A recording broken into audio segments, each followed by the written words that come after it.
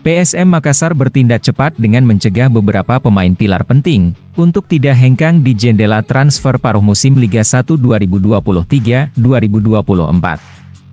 Setelah Wiljan Pluim resmi hengkang dan bergabung bersama Borneo FC, kini salah satu pemain asingnya dikabarkan bakal hengkang.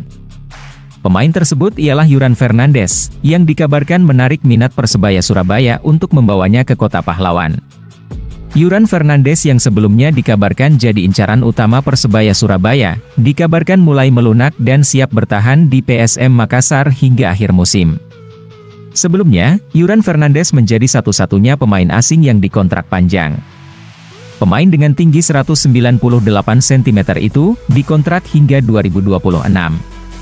Terpisah, media officer PSM Makassar, Sulaiman Abdul Karim menyebut alasan ia diberi kontrak jangka panjang karena ketangguhannya mengawal lini belakang pasukan Ramang.